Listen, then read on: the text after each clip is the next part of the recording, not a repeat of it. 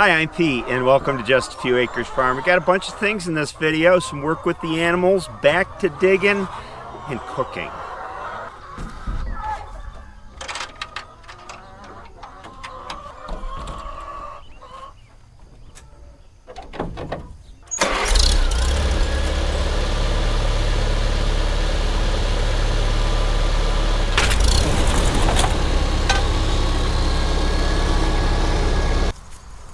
We move the laying hens to a fresh spot once a week.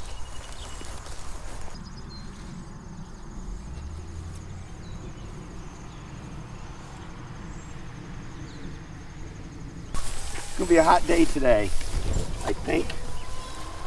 Yeah, it is summer.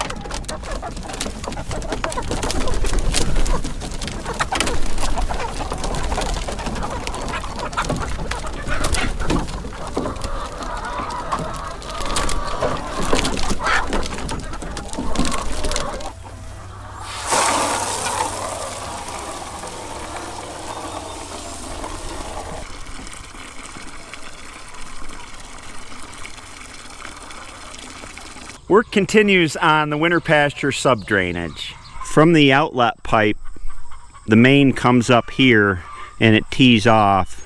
I've got those two run. I've dug the trench for this one to about 110 feet or so. This main trench here comes up and it will wind up going to about the midpoint of the barn where it'll tee and go off to take the rainfall coming off the roof from the barn. And there will be another tee here. So there will be 4 laterals total, spaced at about 20 feet apart across this field. Subdrainage lateral spacing depends on 2 things. Soil type and how permeable that soil is. My soil is not terribly permeable. And pipe depth. So the deeper the pipe, the farther apart the trenches can go, because if you remember from the one video where I did lots of explaining, the water table between trenches arches like this. And so the further apart and the deeper they are, the more likely that arc isn't going to be at the surface where you have surface water. So 20 feet is a conservative spacing in this soil, I think. And the pipe's going to run 24 to 36 inches deep for the most part. What's going on here? This is the site supervisor. Oh, Ezra, yeah. This trench is ready to put stone, pipe, and fabric in. Step 1 is to roughly place 2 inches of stone in the bottom of the trench.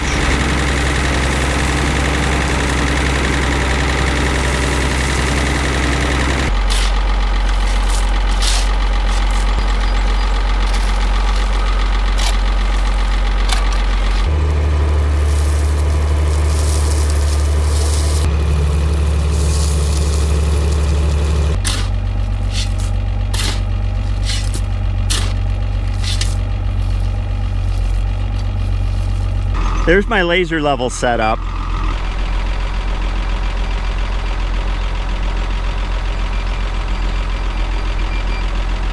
I just walked down the trench and checked the grade for slope. 2 inches of base stone all in and graded. I'm good and careful when I dig the trench. This one slopes at about 1/8 inch per foot.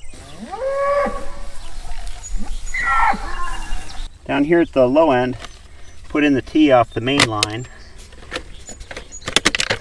And then we want to hold the pipe in the center of the trench so it's got stone filtration on both sides.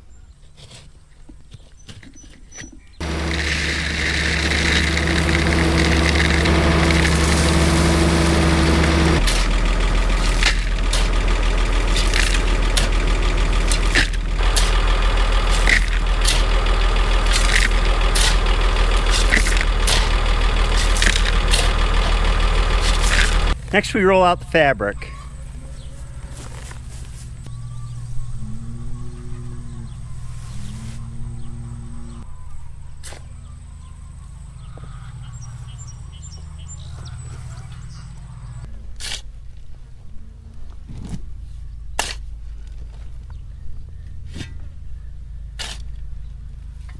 And here's what we wind up with. Bottom side T, trench ready for backfill, and the working end of the trench where we just ended. I've got about 70 feet more to go this way, but we wanted to break the backfill up because it's hard work.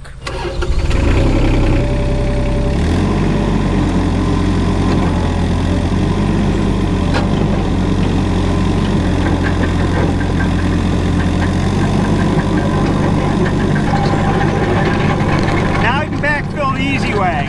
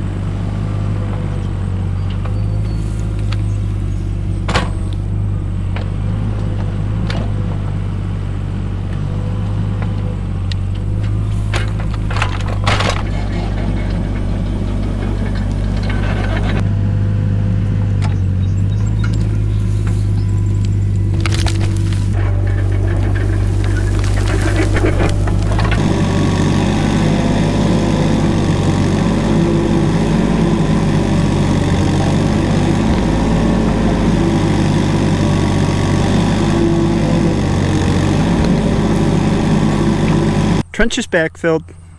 Let's go take a look at the outlet pipes. All the way down here.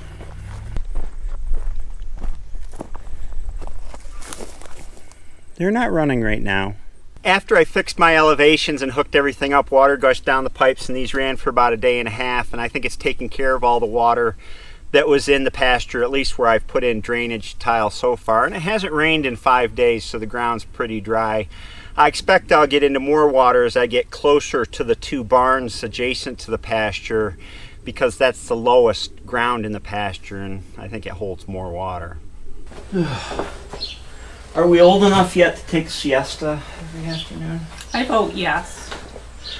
I could use a nap.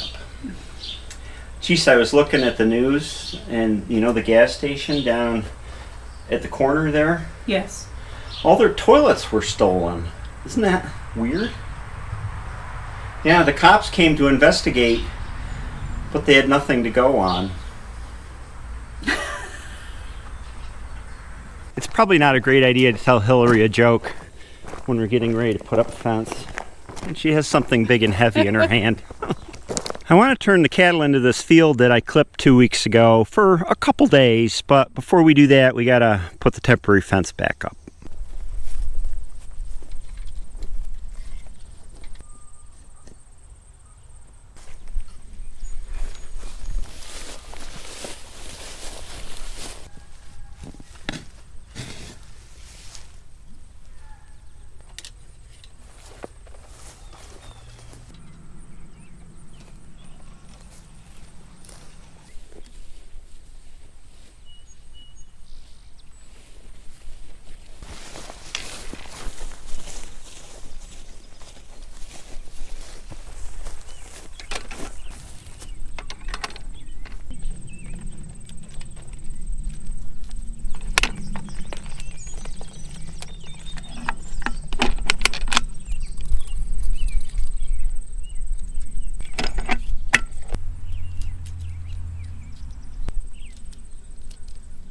Cows, don't go down the field.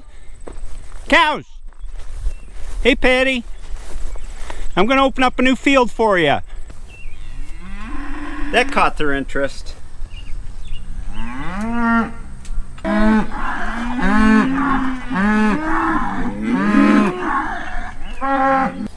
Oh, wait a second. Wait a second. All right, guys.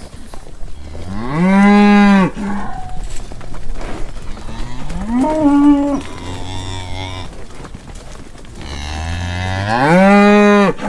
on, Patty.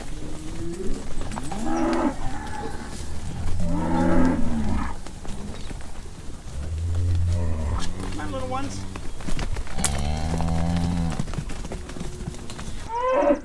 They gotta talk about it a little bit.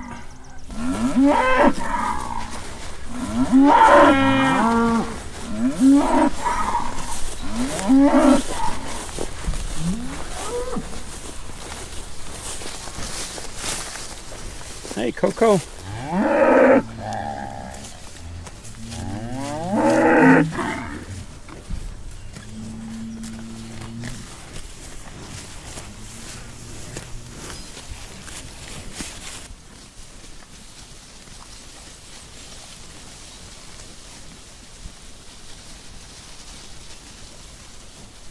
The herd's getting smaller these days. 4 have gone to the butcher in the last couple months. Of course, we got calves, but they're a lot smaller than what went to the butcher.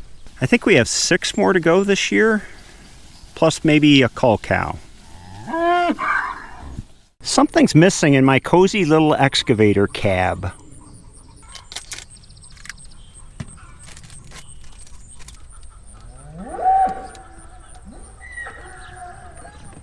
There we go. That's much better.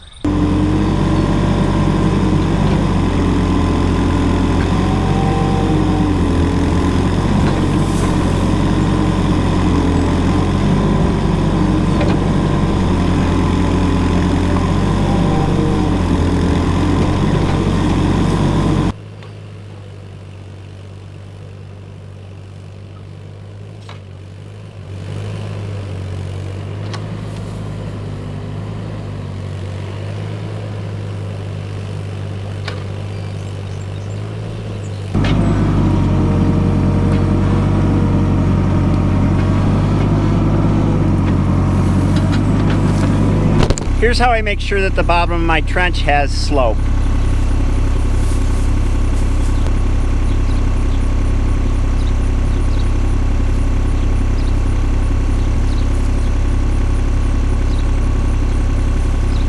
These 2 posts are 10 feet apart, and I hold the same elevation for 10 feet. And when I get to the bottom of the trench here, then I move that post over to the next 10 feet. And every 10 feet I move the sensor for my laser level down. Here I'm going 2 inches every 10 feet, or roughly 1/4 inch per foot, because I got plenty of depth to slope more steeply. The rotating laser level gives me a level plane. When it hits my sensor, it beeps.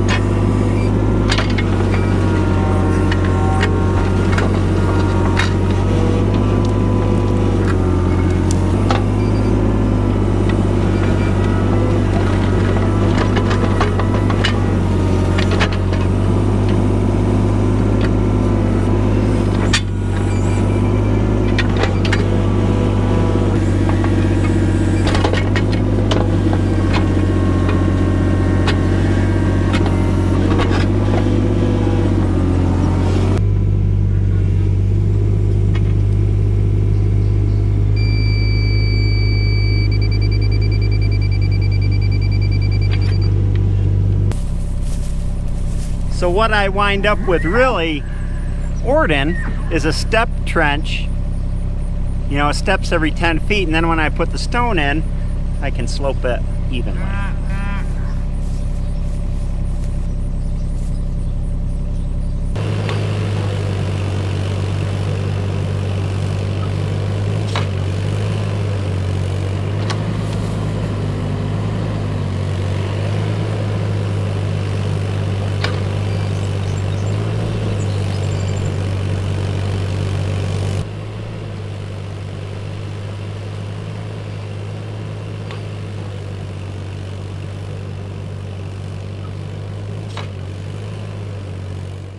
That's it for tonight. I got a little ways to go here. I don't want to get too close to that walnut tree. And then the other finger that comes up the other side here is going to catch the runoff from the old pole barn. But I'm whipped. It's time to make dinner. For this one, I want to keep the coals to one side. In the last video, I talked up these top brown steaks. And so I'm going to show you how I cook them if they come out so good. These are 1-inch thick steaks. I put them on the other side from where the coals are. It's indirect heat. We're going to let them nap in there. Top round is a very lean steak. It's a single muscle, so it doesn't have as much marbling, and the trick with leanness is to keep it tender and juicy when you cook it. So to that end, I want to cook it as little as possible, and I put it out on the counter an hour ago to let it come up to room temperature so I don't have to raise the temperature so much. We like our steaks medium rare, so I'm going to keep this on indirect heat till it hits about 110, and then I'm going to bring it over to on top of the coals and reverse sear it to bring it up to about 130 degrees or so, and as it rests after I pull it off the grill, it'll bring it up to the 135 for medium rare. I seasoned it when I took it out of the fridge with a little bit of McCormick Montreal steak seasoning. Let's see how they're doing. When you have them on indirect heat, you don't need to flip them or anything. You can just leave them on one side. That's where you want to be. So now I'm going to move them over the coals. I'm going to sear them for about 2 minutes or a minute and a half on each side. Flip them over.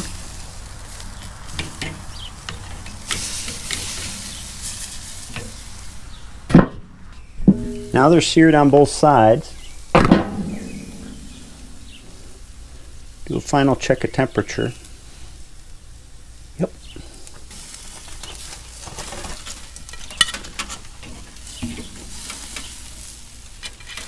See how these look now?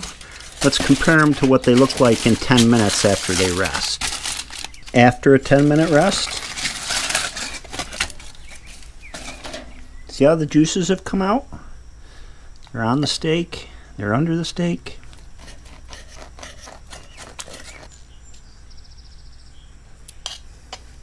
If you can keep them tender and juicy, the beef flavor in these is really good. And that's it for my video today. The work in the winter pasture is hard work, but it sure will be rewarding when the cows are on it this winter. I hope you enjoyed this video. Have a great day, and I'll see you next time.